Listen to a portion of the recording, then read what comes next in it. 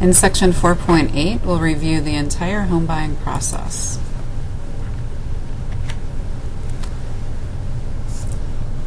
First, we'll start with the lender pre-approval process. As an additional service, agencies may choose to send the lender a complete loan package or loan application package containing all the client's information for a pre-approval. If the agency has an established relationship with lenders in their market, this is something that they could do as an added service to their clients, and also as a way to establish ongoing relationships with lenders in your area.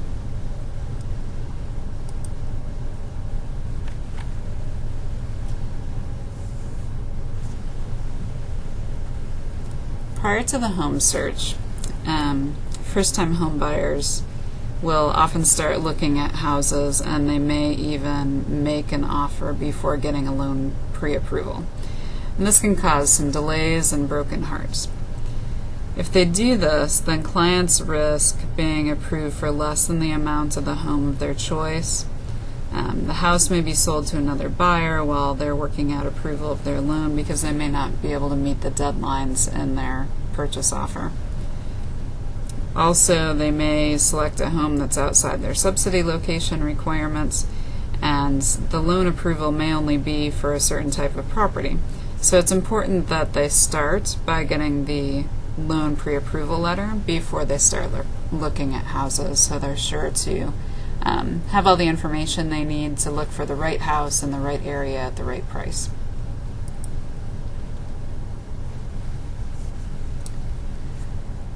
After the loan approval, a buyer may start the home search process through a realtor, a housing developer, a nonprofit developer, or any of these other options.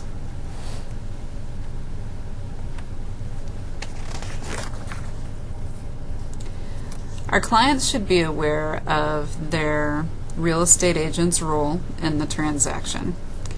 The real estate agent may be disclosed as a buyer's agent, a seller's agent, or as a dual agent. A buyer's agent represents only the buyer in the transaction, and a seller's agent represents only the seller.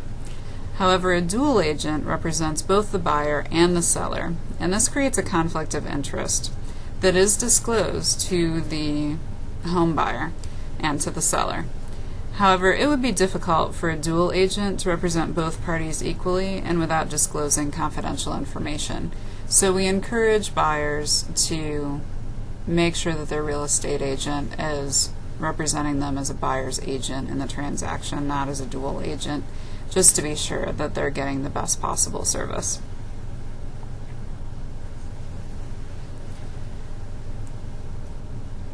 Once they've selected a home, then they'll submit an offer, and next the buyer and seller will negotiate conditions of the purchase contract.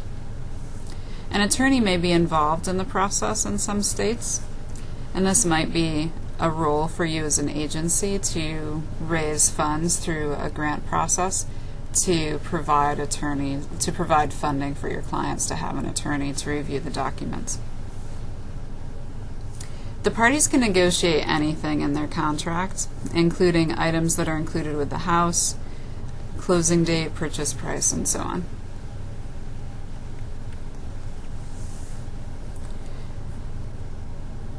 A sales contract commonly includes various contingencies. A contingency is defined as an event that may occur but is not likely or intended. For example, one contingency might be that the home inspections have to be completed within the negotiated period.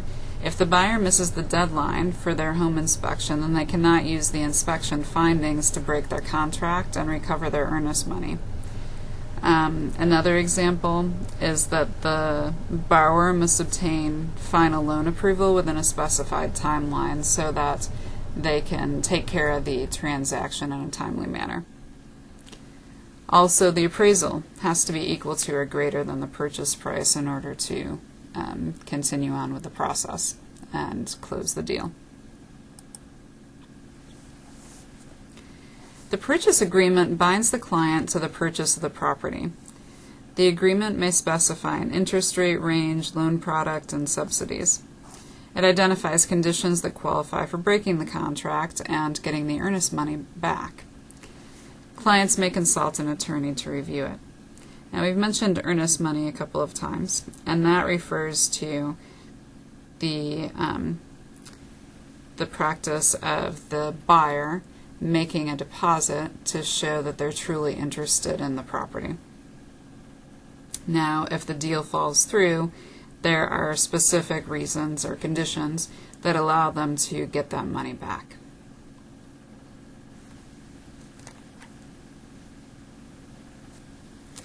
During the home buying process, you may witness some fair housing violations. As counselors, we need to be familiar with the Fair Housing Act. Now, most housing is covered, so let's talk about what's prohibited in the Act. In the sale or rental of housing, no one may take the following actions based on race, color, national origin, religion, sex, familial status, or handicap. Now, it's important to know these categories because these are the categories of the Federal Fair Housing Act. You may have additional protections for additional groups in your local city, county, or state, but these are what are protected federally. So no one may refuse to rent or sell housing, refuse to negotiate for housing, make housing unavailable, deny a dwelling, set different terms, provide different services or facilities, falsely deny that housing is available for sale, inspection or rental, or practice in blockbusting, which is the practice of persuading homeowners to sell quickly and usually at a loss by appealing to their fear that minority groups will move into the neighborhood with a resulting decline in property values. No one may deny access to or membership to a service or facility based on, again, race, color, national origin, religion, sex, familial status, or disability.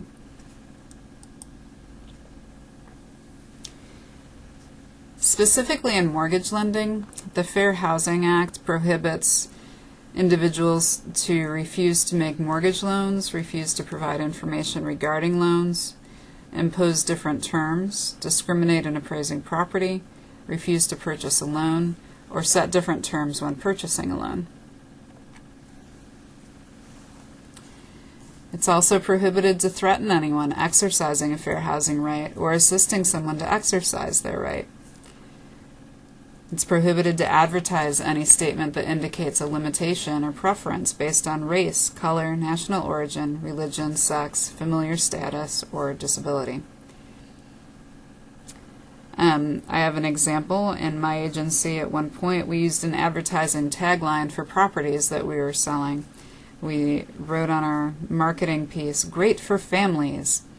And I didn't realize at the time that that would violate the Fair Housing Act because, as this mentions here, we were indicating a preference for familial status. So it's important for us to be reminded of the Fair Housing Act regulations so that we're sure to follow them in our agencies.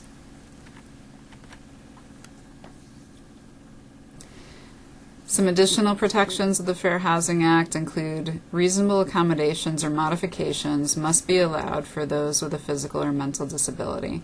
For example, a deaf tenant who needs the lights to flash when the doorbell rings must be allowed to make this modification to the unit. Now, the landlord may require the tenant to pay for that modification, and they may also require the tenant to remove the modification if and when the person moves out. However, they have to be allowed to make the modification. To file a fair housing violation complaint, use the housing discrimination complaint form that is available online or call HUD.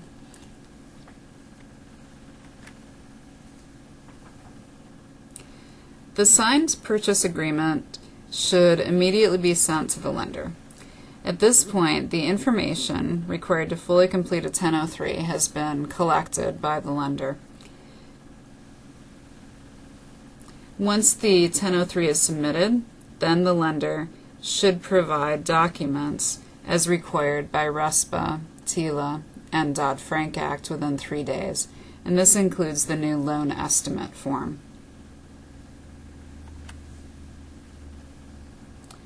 Once the 1003 is submitted, then the application will be processed.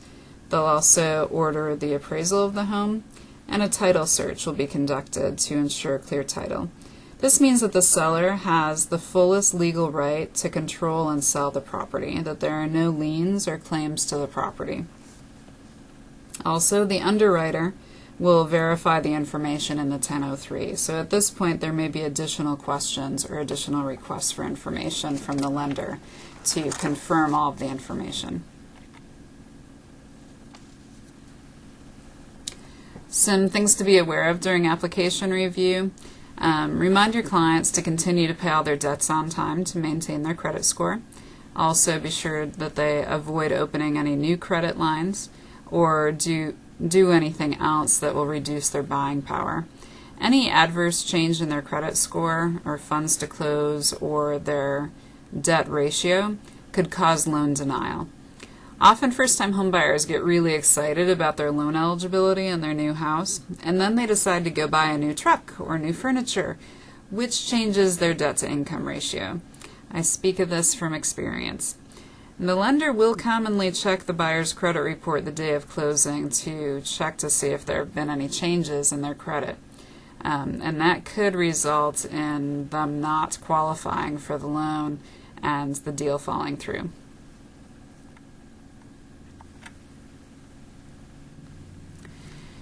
You may also meet with the client to review their documents prior to their closing. This can include reviewing the 1003, which you have samples of in the manual to read over carefully. Personally, for me to learn something and really understand it, I need to spend time reading it myself. So I encourage you to do that so that you're aware of each section of the 1003. Some specific areas to keep in mind are the type of mortgage, to make sure that the property information is correct when they have that, and after the purchase agreement is signed. Also to make sure that all the borrow information and employment information is correct and that the document is signed. Additional documents that may be required are the verification of deposit, which is a request by the lender to verify the client's assets in their bank accounts, and the verification of employment, which is a request that is given to the client's employer to confirm their employment status and income. You also have samples of these documents in the manual.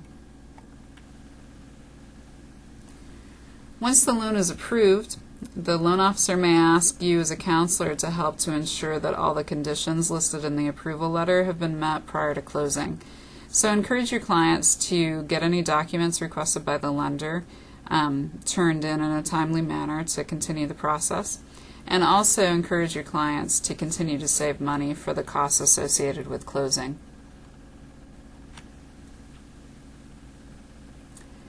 Keep in mind that the interest rate will fluctuate with the market until it is locked. That rate lock can occur when the purchase agreement is signed. Lenders will typically lock the rate for up to 60 days. If the client desires to lock a rate for longer than 60 days, then the lender will probably charge a fee. If the loan is not approved, find out why it was denied. And if the client is still interested in continuing the process to buy a home, go ahead and address the deficiencies that led to the denial. Review the purchase contract and determine the available options and deadlines.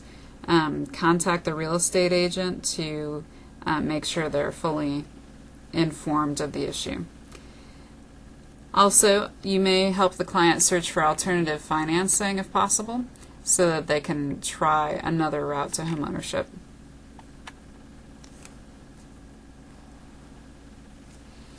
When preparing for closing, remind your client to shop for homeowners insurance. This is often overlooked, and the buyer may be allowed to purchase homeowners insurance at closing, but it may be more expensive. Of course, they may be eligible for multi-coverage discounts if they use their auto insurer, but it's good for them to have the opportunity to shop around for homeowners insurance products. The buyer may need to select a title agency or attorney, and this depends on each state's rules about this. And the escrow account will be open to hold the funds for taxes and insurance, which is held in custody of a third party or by the loan servicing department until it is time for those payments to be delivered to each party involved. The earnest money will then also be deposited while preparing for closing. And again, this is the money that's paid in advance by the buyer to show deep sincerity in the purchase.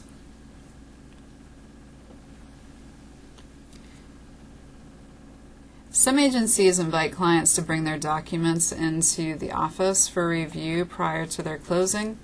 If you have the opportunity and the staff to do that, then we suggest that you help your clients review each of their documents and look for identifying information and the property address to make sure that's accurate.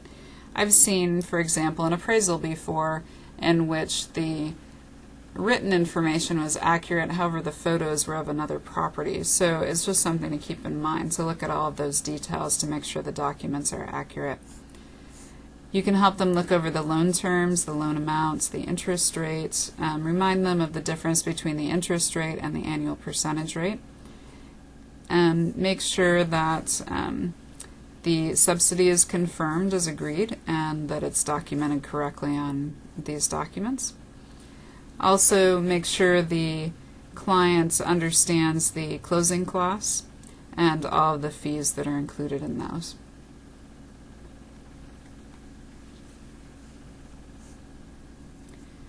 Expect to find mistakes when you're reviewing these documents. Compare the closing disclosure to the loan estimate and check for any changes, and encourage the client to ask their lender questions to clarify any changes.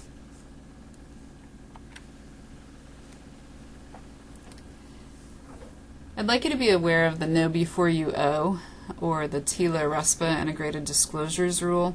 You can find out more about this on the consumerfinance.gov website, which is run by the Consumer Finance Protections Bureau.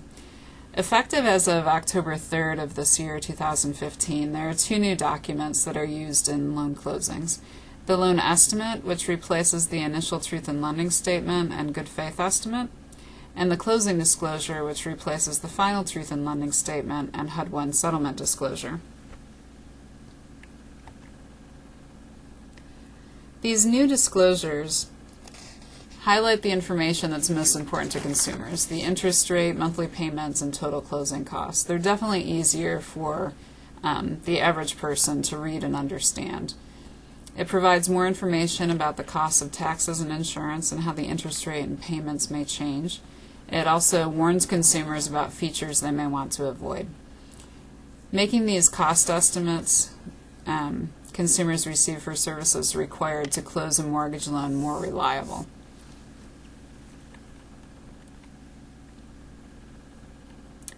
So we'll take a look at the new loan estimate. You have a sample in your manual. This document is given 3 business days after loan application. And we will also take a look at it online. I encourage you to use this website, the cfpb.gov website or consumerfinance.gov, and go to the Know Before You Owe section. As you scroll down, you'll see a brief video that's only a couple minutes long that you might want to share with your clients. And then you'll also find sample loan estimates, sample closing disclosures. I'm going to go down to the bottom of the page and point out resources for professionals. There's a section here for housing counselors that includes a recording of a webinar about the changes that they've made in the documents. There's also some information about the history of what the CFPB has done to create these documents. And it starts in 2010 and goes through 2015 to show all the effort that the organization has made to gather information and test it and get people's opinions to try to provide really good, easy to read documents that meet the needs of consumers and professionals in the mortgage industry. So let's I'm going to scroll back up and show you the sample documents that they have here. Let's look at the sample loan estimate.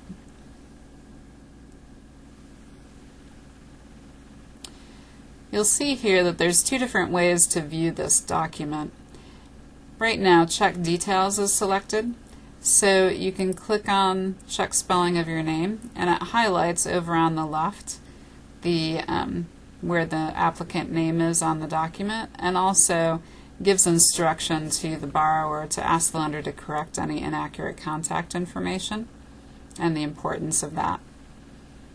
It also shows where to check the loan term, the loan purpose, product, and loan type, how to check to see if your rate is locked, yes or no, and at what points, and also a link to get more information about what a rate lock is and how it works. Another tool here is to click on Get Definitions. You can click on monthly principal and interest, and it'll give you a definition of that and show you where it is on the document as well. Let's take a look at estimated cash to close. So it shows you here the total amount you will have to pay at closing in addition to any money you've already paid and the amount here. So I think this is a really good tool for you to use with your clients, maybe during a homebuyer education workshop or one-on-one, to make sure that they're well prepared for reading these documents. And it's a way for you to learn more about the documents and familiarize yourself with them. You can do the same with the closing disclosure, which is given 3 days prior to the closing date. Again, they should check their personal information, check the loan term and purpose, and make sure that that matches the loan estimate. So you'll want to have the loan estimate and the closing disclosure side by side prior to the closing to check for any changes. Let's see, it says, does your loan have a prepayment penalty? And in this example it does, and it talks about the fact that this feature is risky. If your loan includes a prepayment penalty, learn more and ask your lender about your other options. I really like that it gives some basic information about that and guidance about the fact that this is a risky practice. And again, you can click on Get Definitions and get other information. Alright, so I'm going to go back to the slideshow.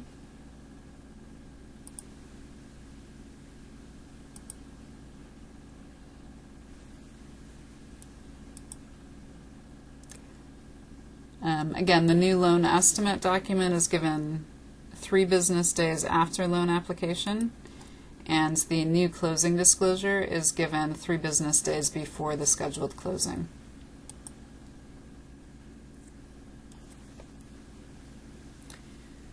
Some other things to review prior to closing. Make sure that the client understands the purpose of the note and the deed of trust, or it's also called a mortgage in some states. Make sure they understand the terms and conditions of any subsidy programs or down payment assistance programs if they're using them. Make sure they understand that once they sign the closing documents, there's no turning back. There is no right of rescission for a home purchase, because if a buyer backs out of a purchase after they've signed the documents, that means that everyone else that was impacted by that sale may have to go back and lose their homes as well.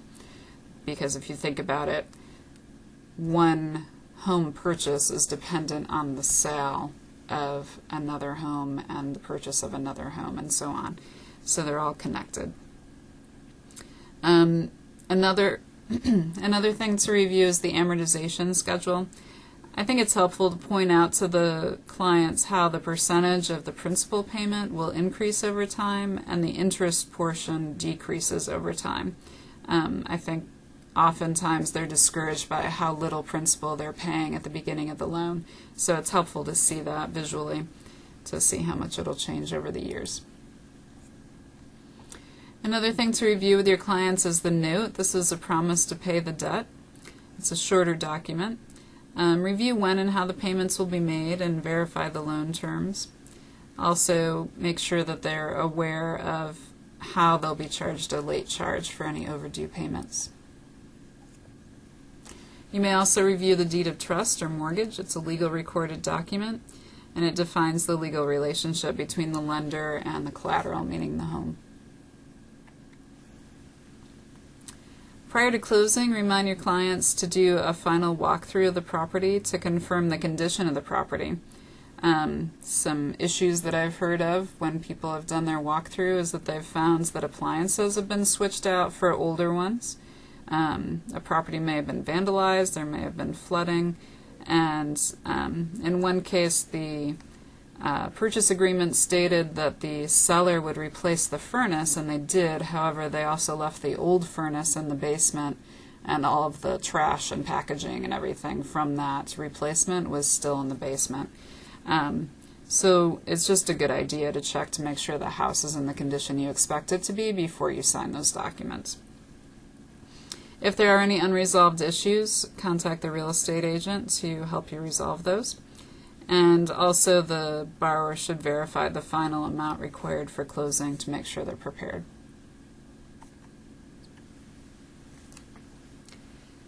Closing procedures are going to depend on your state. It can involve a title company, an attorney, or both. Encourage the borrower to ask where the closing will take place, who will be there, will the seller be there, will the loan officer be there. Also, what form of payment do they need to have for closing costs and down payment?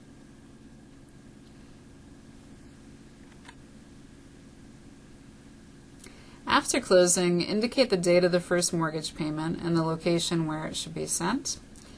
Remind clients to contact their lender or servicer and their housing counselor if they have any difficulty with making their mortgage payment at any time. Remind them that you're available to continue to help them after their home purchase.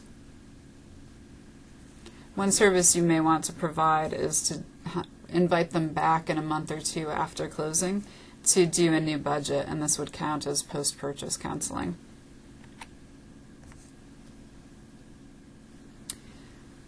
Caution your client that their loan servicer may change and they'll receive a notice that their payment may need to be made to a new company. Also remind them that changes in monthly payments can occur because of tax increases, increase in homeowners insurance, or a change in the interest rate if they don't have a fixed rate mortgage. To track client home purchases for the purpose of reporting on the agency's HUD 9902 and to other funders, you'll need some strategies for collecting that closing information. You might choose to follow up with the lenders to ask for the information. You may contact the clients directly. You may search the county recorder's records online, or you could contact the title company or closing attorney to get that information. But be sure that you have authorization to collect the closing information. So this would be something that your clients could sign on their intake form to make sure that you have the authorization. Next, you'll need to be sure that you've input the closing information into your client management system, or Counselor Max, or HCO, whichever system you're using. Make sure all the client communication is updated in the client log and in their file. In Counselor Max, you'll resolve the client as purchased home, and in Home Counselor Online, in the 9902 information and also on the summary screen, update that to state purchased housing.